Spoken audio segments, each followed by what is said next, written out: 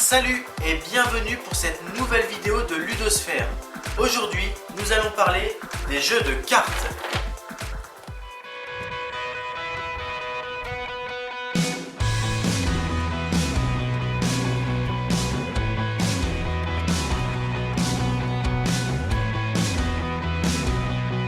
Et nous débutons ce thème des jeux de cartes avec Mytho. Mytho est un jeu créé par des enfants, conçu pour des enfants, mais aucun adulte ne refusera une petite partie de ce jeu plein d'humour. Le but du jeu est très simple, il faut se débarrasser de toutes ces cartes en main pour gagner la partie, et le comble, c'est qu'il vous est fortement conseillé de tricher pour gagner la partie.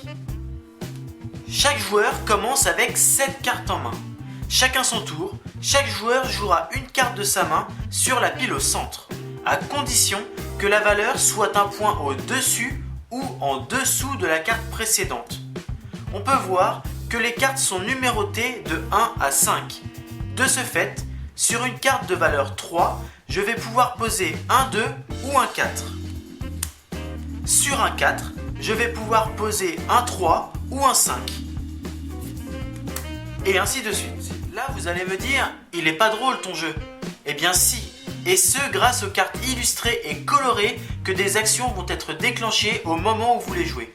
Ainsi, cette carte, la fourmi, donne l'ordre à tous les joueurs hormis celui qui pose cette carte de piocher une carte de la pioche et de l'ajouter à sa main. L'araignée, elle, vous permet de faire cadeau d'une carte de votre main à un adversaire. Et lorsqu'il y a un moustique, on fait quoi ? On l'écrase. Et c'est la dernière personne qui écrasera le moustique qui recevra une carte de chacun de ses adversaires. Et y a pas un moment où t'as parlé de tricher ? Oui, justement, le meilleur pour la fin. Lorsqu'un premier tour de table a été réalisé, la triche peut alors commencer. Mais attention, un d'entre vous aura été désigné punaise en début de manche. Et cette personne, elle, pourra poser ses cartes Mytho sur la pile sans que personne lui dise quoi que ce soit. La personne désignée punaise aura devant elle la carte verte représentant la punaise et sera chargée de prendre en flagrant délit les personnes qui n'auront pas su être suffisamment discrètes lors de leur tentative de triche. Bien sûr, la punaise, elle, n'a pas le droit de tricher. Si un des joueurs se fait repérer par la punaise, il deviendra alors à son tour punaise et ne pourra donc plus tricher. Mytho est un jeu de cartes à ambiance pour tous les âges, en famille ou entre amis. Nous continuons avec le bien connu 6 qui prend. Le 6 qui prend que tout le monde connaît, c'est ça. Mais pour les 20 ans du jeu, une autre édition Gold est sortie spécialement pour l'occasion. Le jeu reste le même, seule la couleur de la boîte et des cartes ont été revues et 10 cartes ont été ajoutées. La mise en place est rapide puisqu'il vous faudra d'abord bien mélanger les cartes numérotées de 1 à 104, en disposer 4 au centre de la table et distribuer 10 cartes à chaque joueur. Suivant les valeurs des cartes, un certain nombre de têtes de bœufs sont représentées et il vous faudra collecter le moins de têtes de bœufs que possible. Le jeu va se dérouler sur 10 tours. À chaque tour, tout le monde devra choisir une carte de sa main, la poser face cachée devant soi et tous les joueurs révéleront leurs cartes simultanément. Les cartes sont alors ajoutées par ordre croissant aux 4 rangées formées au centre de la table. Lorsqu'une carte de valeur inférieure au montant présent en jeu est jouée, le joueur jouera en premier et choisira une rangée à ramasser. Les tours se poursuivent de cette manière et lorsqu'un joueur pose la 6e carte d'une rangée, celui-ci récolte toutes les cartes de cette rangée à l'exception de celle qu'il vient de poser et la place en début de rangée de façon à recommencer le processus. Les cartes récoltées ne sont pas remises en main mais restent devant leur propriétaire. Lorsque plus personne n'a de cartes en main, soit au bout du 10e tour, chacun compte les têtes de bœufs sur les cartes récoltées et c'est évidemment le joueur ayant le moins de têtes de bœufs qui remporte la partie.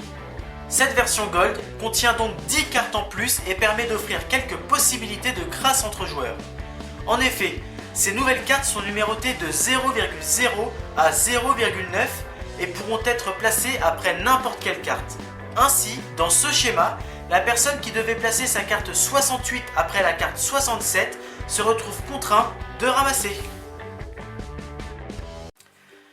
Faisons maintenant place à un jeu qui se destine aux plus jeunes de par sa mécanique simple et ses illustrations agréables. Je veux parler de Gare au Chacal. Dans Gare au Chacal, vous allez devoir constituer des élevages en posant des cartes bétail devant vous. Chaque élevage sera constitué d'un seul type de bétail. Il vous est interdit de mélanger les types d'animaux ainsi que de créer plusieurs enclos d'un même type de bétail. Pour gagner, vous devrez être majoritaire dans le plus d'élevage. Chaque joueur se voit attribuer une carte chien de garde et une carte renard qui devront être posées devant soi. 4 cartes seront distribuées à chaque joueur pour constituer la main. Dans le sens horaire, chaque joueur pourra jouer une ou 2 cartes par tour en respectant certaines règles. Poser un bétail dans un enclos, poser 2 bétails dans un enclos à condition qu'ils soient de la même espèce, ou encore jouer une carte chacal ou joker et une carte bétail. Je m'explique. Jouer une carte chacal permet de retirer une carte bétail à un adversaire. Le renard permet de faire un échange entre 2 cartes bétail. Le chien de garde, lui, permet de protéger du chacal et du renard et annule leur effet. Une fois utilisées, toutes ces cartes sont mises à la défausse. Aussi, vous serez limité au nombre d'enclos, vous ne pourrez donc pas collectionner toutes les espèces de bétail. Le jeu se poursuivra ainsi jusqu'à ce que la pioche soit entièrement vide. Les joueurs comptabiliseront alors les points en constatant quel joueur a la majorité pour chaque type de bétail. Ainsi, le joueur ayant la majorité de type cheval marquera 1 point. Le joueur ayant la majorité de type cochon marquera 1 point. Et ainsi de suite. Voilà pour Gare au Chacal, un jeu compact et pas si simple à dégoter où les parties s'enchaînent au grand bonheur des petits et des grands. C'est maintenant la fin de cette vidéo consacrée au jeu de cartes. Merci d'avoir suivi cette ludosphère, n'oubliez surtout pas de vous abonner à notre chaîne YouTube et je vous dis à très bientôt pour de nouvelles vidéos.